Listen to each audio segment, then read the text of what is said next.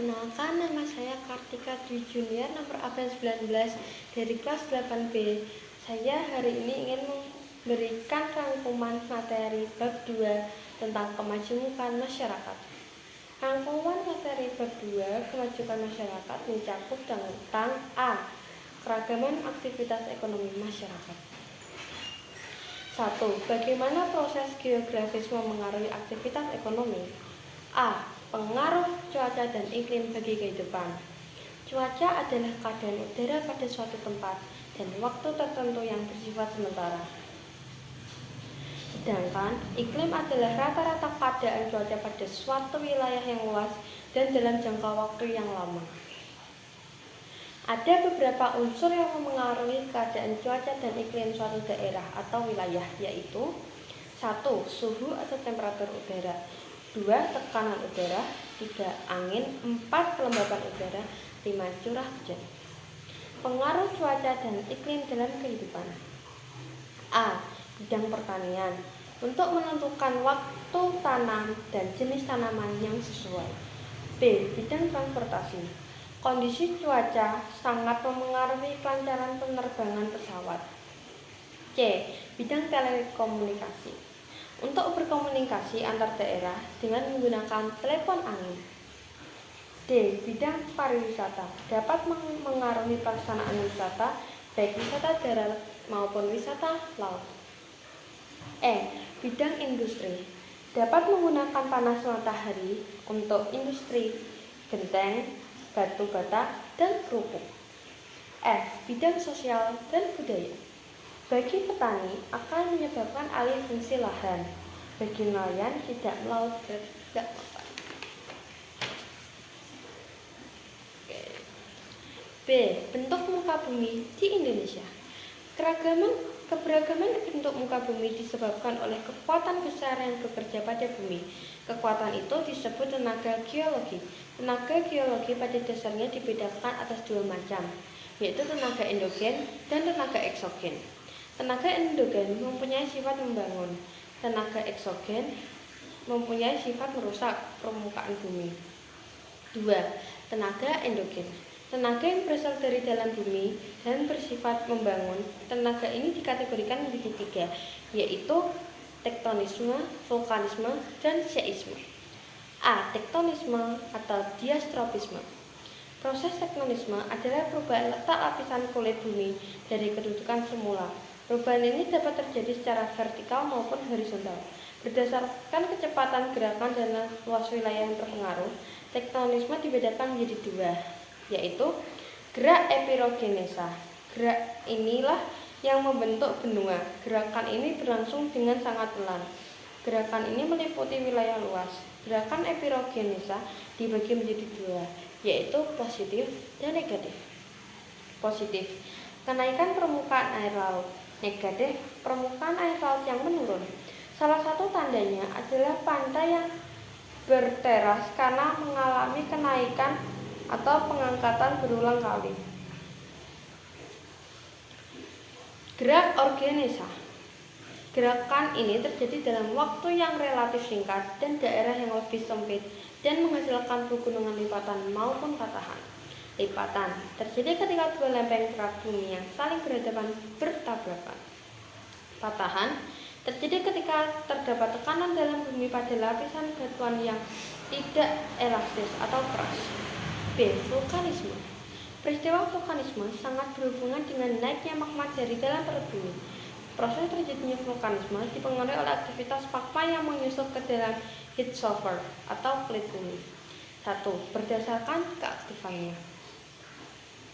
Gunung api dikelompokkan menjadi 3, yaitu A. Gunung api aktif dengan ciri mengeluarkan asap, debu, dan lava. B. Gunung api tidur atau dormant dengan ciri tidak meletus dalam waktu yang lama. C. Gunung api mati dengan ciri tidak mempunyai catatan letusan. Berdasarkan bentuknya, gunung api dapat dikelompokkan menjadi 3, yaitu A. Gunung api maar, memiliki bentuk seperti trapesium terbentuk karena erupsi eksplosif. B. Gunung api strato, bentuknya seperti kerucut, terbentuk karena erupsi efusif dan eksplosif. C. Gunung api perisai, bentuknya seperti perisai, terbentuk karena erupsi efusif magma cair dan encer yang mengalir dan membungkus secara lambat. C. Gempa bumi atau seisme. Gempa bumi merupakan gerakan keras dan terjadi secara tiba-tiba. Gempa bumi dibagi menjadi 3 jenis, yaitu tektonik, vulkanik, dan runtuhan. 1. Gempa tektonik. Gempa tektonik adalah guncangan yang disebabkan oleh pergerakan atau kegesekan tiba-tiba pada lempeng-lempeng tektonik di bawah permukaan bumi. Penyebab gempa tektonik adalah pergeseran lempeng-lempeng bumi yang bergerak di bawah kerak bumi. 2. Gempa vulkanik. Gempa vulkanik adalah getaran yang terjadi di dekat gunung berapi akibat aktivitas magma di bawah permukaan tanah, seperti pergerakan, tekanan, atau pelepasan energi magma. Gempa vulkanik disebabkan oleh aktivitas magma di dalam gunung berapi yang menyebabkan tekanan dan pergerakan. 3. Gempa reruntuhan. Gempa runtuhan adalah jenis gempa bumi lokal yang terjadi akibat runtuhnya massa batuan atau tanah, seperti tanah longsor, ambruknya gua, atau runtuhnya terowongan tambang. Gempa runtuhan disebabkan runtuhnya bebatuan besar di dalam bumi. 3. Tenaga eksogen. Tenaga eksogen berasal dari luar bumi dan bersifat merusak. Beberapa proses alam yang terjadi karena tenaga eksogen. A. Pelapukan. 1. Pelapukan fisik. 2.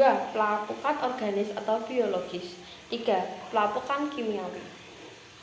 B. Erosi. 1. Tenaga air. 2. Tenaga gelombang. 3. Tenaga angin. C. Sedimentasi. Sedimentasi adalah proses pengendapan material seperti pecahan batuan, tanah, atau bahan organik yang telah terangkut oleh angin, air, atau glacier ke suatu tempat seperti sungai, danau, atau dasar laut. 4. Relief muka bumi. Relief permukaan bumi merupakan perbedaan tinggi rendah permukaan bumi. Relief permukaan bumi dibagi menjadi 2, yaitu daratan dan lautan. A. Relief daratan. Dataran rendah, dataran tinggi, gunung, pegunungan, dan perbukitan, sungai, danau, atau rawa, pantai, depresi kontinental. B. Relief lautan. Landasan kontinen atau kontinen shelf, lereng, benua, paparan benua, tanjakan kontinen, lubuh laut, palung laut, punggung laut, ambang laut, dan gunung laut. C. Aktivitas ekonomi. 1. Dataran tinggi. Ciri-ciri: udara sejuk, tanah subur, dan topografi berbukit. Aktivitas ekonomi utama. 1. Pertanian hortikultur. 2. Perkebunan. 4. Peternakan, dan lain-lain. 2. Dataran rendah. Ciri-ciri wilayah: dataran rendah, iklim hangat, akses transportasi mudah. Aktivitas ekonomi utama: pertanian tanaman pangan, 2. Perdagangan dan jasa, 3. Peternakan dan perikanan air tawar, dan lain-lain. 3. Daerah pesisir pantai. Ciri-ciri: dekat laut, suhu panas, kelembapan tinggi. Aktivitas ekonomi utama: perikanan laut, budidaya laut, pariwisata bahari, dan lain-lain. 2. Pemanfaatan lingkungan sekitar dalam pemenuhan kebutuhan ekonomi. A. Pertanian organik. B. Energi terbarukan. C. Pariwisata berkelanjutan. D. Pengelolaan limbah. E. Industri hijau. 3. Bagaimana perdagangan antar pulau dapat terjadi di Indonesia? Perdagangan antar pulau di Indonesia dapat terjadi karena adanya perbedaan sumber daya alam, teknologi, dan selera antar daerah, serta perbedaan tingkat barang yang mendorong transaksi untuk memenuhi kebutuhan dan mendapatkan keuntungan. A. Pengertian perdagangan dan perdagangan antar daerah atau antar pulau. Perdagangan antar daerah atau antar pulau merupakan perdagangan yang dilakukan oleh penduduk atau lembaga suatu daerah atau pulau dengan penduduk atau lembaga suatu daerah atau pulau lain dalam satu batas wilayah negara atas dasar kesepakatan bersama. B. Tujuan perdagangan antar pulau. 1. Mendapatkan keuntungan. 2. Menyediakan alat pemuas atau untuk konsumen. 3. Memperluas jangkauan pasar. 4. Membuka lapangan kerja. 5. Memenuhi kebutuhan pada area pulau tertentu. C. Faktor pendorong dan manfaat perdagangan antar pulau. Pendorong. 1. Perbedaan harga. 2. Perbedaan hasil produksi. 3. Adanya pasar yang lebih besar, dan lain sebagainya. Faktor manfaat. 1. Meningkatkan lapangan kerja baru. 2. Meningkatkan produktivitas suatu pulau. 3. Terciptanya dan berkembangnya bisnis baru. B. Mobilitas sosial. 1. Dinamika kependudukan di Indonesia. Dinamika pendudukan adalah perubahan jumlah penduduk pada suatu wilayah yang disebabkan oleh 3 faktor, yaitu kelahiran, kematian, dan perpindahan. A. Jumlah penduduk. Jumlah penduduk dipengaruhi oleh 3 faktor, yaitu 1. Kelahiran atau natalitas. 2. Kematian atau mortalitas. 3. Perpindahan atau migrasi. B. Persebaran atau kepadatan penduduk. Kepadatan penduduk dapat dibedakan menjadi 3, yaitu kepadatan penduduk berdasarkan lahan pertanian. A. Kepadatan penduduk agraris. B. Kepadatan penduduk fisiologis. Kepadatan penduduk umum atau aritmatik. Kepadatan penduduk ekonomi. Dampak: mengganggu ketertiban, turunnya kualitas lingkungan, serta terganggunya stabilitas keamanan. Mengatasinya, melaksanakan program transmigrasi, melaksanakan program pemerataan pembangunan, melengkapi sarana masyarakat sosial. C. Piramida penduduk. Piramida penduduk ada 3 jenis, yaitu 1. Piramida penduduk muda, ekspansif. 2. Piramida penduduk dewasa, stasioner. 3. Piramida penduduk tua, konstruktif. D. Komposisi penduduk. Komposisi penduduk adalah pengelompokan penduduk berdasarkan umur, jenis kelamin, mata pencarian, agama, bahasa, pendidikan, tempat tinggal, jenis pekerjaan, dan lain sebagainya. 1. Komposisi penduduk berdasarkan usia. 2. Komposisi penduduk berdasarkan jenis kelamin. Pertumbuhan dan kualitas penduduk. 1. Pertumbuhan pendudukan. Pertumbuhan pendudukan usia muda yang cepat menyebabkan tingginya angka pengangguran. Persebaran penduduk yang tidak merata. Menurunnya kualitas dan tingkat kesejahteraan penduduk. 2. Kualitas penduduk. Kualitas penduduk dipengaruhi oleh beberapa hal. A. Pendidikan. B. Kesehatan. C. Gizi. D. Lingkungan. E. Faktor sosial dan ekonomi. 2. Bentuk keragaman masyarakat Indonesia. A. Bentuk keragaman. 1. Keragaman agama. 2. Keragaman etnis. 3. Keragaman bahasa. 4. Keragaman budaya. 5. Keragaman pekerjaan. B. Manfaat keragaman. 1. Memperkaya budaya. 2. Memperkuat persatuan. 3. Menumbuhkan toleransi. 4. Meningkatkan ekonomi. 5. Meningkatkan inovasi dan kreativitas. 6. Meningkatkan kesempatan kerja. 3. Proses mobilitas sosial. A. Pengertian mobilitas sosial. Mobilitas sosial adalah perpindahan posisi seseorang atau sekelompok orang dari lapisan yang satu ke lapisan yang lain. B. Bentuk-bentuk mobilitas sosial. Mobilitas sosial dibedakan menjadi 2, yaitu 1. Mobilitas vertikal. 2. Mobilitas horizontal. C. Faktor-faktor pendorong dan penghambat mobilitas sosial. 1. Faktor pendorong mobilitas sosial. A. Faktor struktural. 2. Faktor individu. 3. Status sosial. 4. Keadaan ekonomi. 5. Situasi politik atau keamanan. 6. Kemudahan akses pendidikan. 2. Faktor penghambat mobilitas sosial. A. Keterbatasan ekonomi. B. Diskriminasi. C. Lingkungan sosial. D. kurangnya keterampilan. Ketergantungan pada tradisi. D. Saluran-saluran mobilitas sosial. 1. Pendidikan. 2. Organisasi ekonomi. 3. Organisasi politik. 4. Organisasi profesi.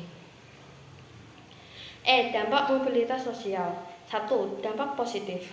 A. Mendorong seseorang untuk lebih maju. B. Mempercepat tingkat perubahan sosial. C. Meningkatkan integritas sosial. 2. Dampak negatif. A. Stres dan tekanan. B. Diskriminasi. C. Ketidakpastian dan ketidakstabilan. D. Terjadinya konflik. C. Interaksi budaya pada masa kerajaan Islam. Jalur perdagangan dan pelayaran Asia sudah ramai sejak sebelum masuknya agama Islam. Jalur ini tidak hanya berdampak pada bidang ekonomi, tetapi juga menjadi sarana interaksi budaya dan penyebaran agama. Perkembangan Islam di Asia dilakukan melalui jalur perdagangan, baik melalui jalur pelayaran dari Asia Barat ke Asia Timur melewati Asia Tenggara, di mana banyak pedagang sekaligus berperan sebagai penyebar agama Islam, maupun melalui jalur darat yang dikenal sebagai Jalan Sutera, yang menghubungkan daerah pedalaman Eropa dan Asia Barat bagian utara dengan Asia, terutama Tiongkok, sebagai jalur perdagangan kuno antar Asia dan Eropa. 1. Perkembangan agama dan kebudayaan Islam di Indonesia.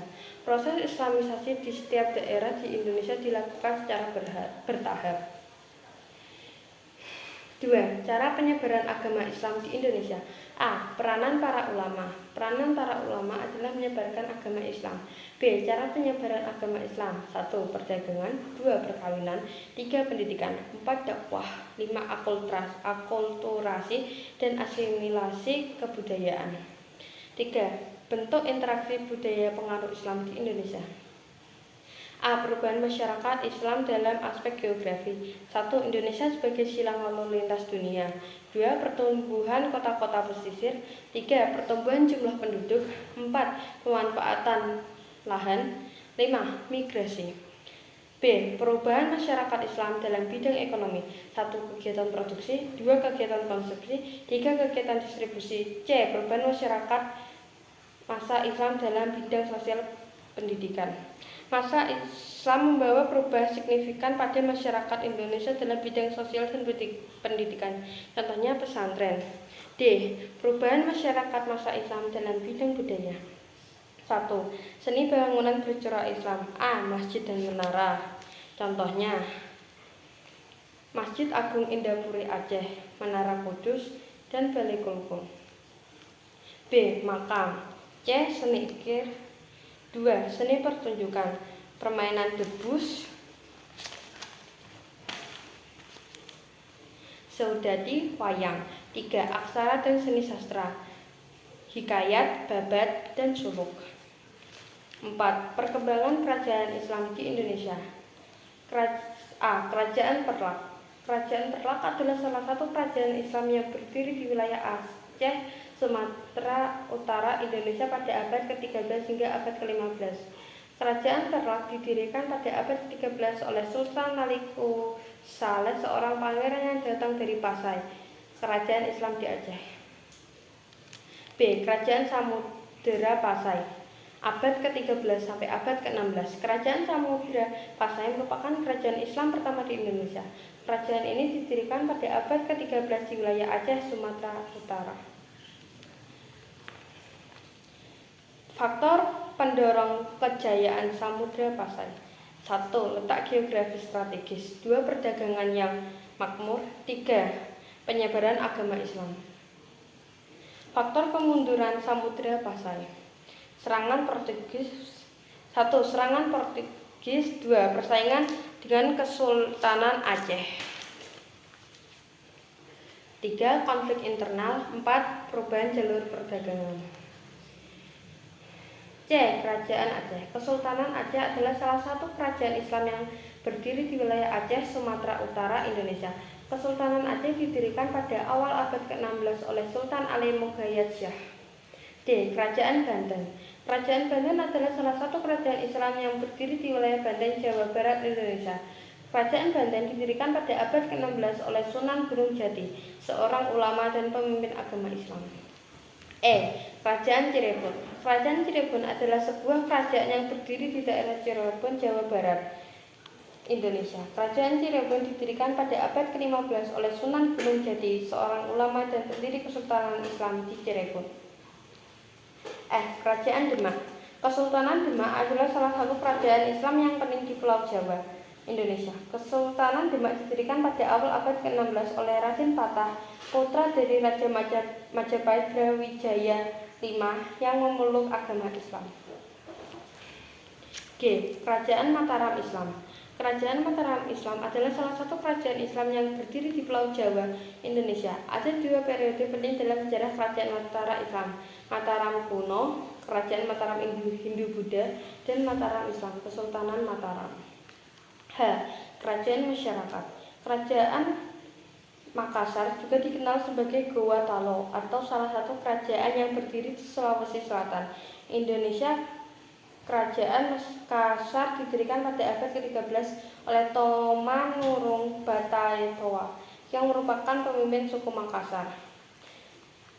Kerajaan Ternate dan Tidore. Kerajaan Ternate dan Tidore adalah dua kerajaan yang berdiri di Kepulauan Maluku, Indonesia.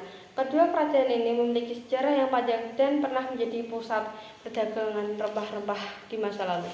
Sekian rangkuman bab 2 tentang kemajemukan masyarakat. Terima kasih, mohon maaf jika ada salah kata.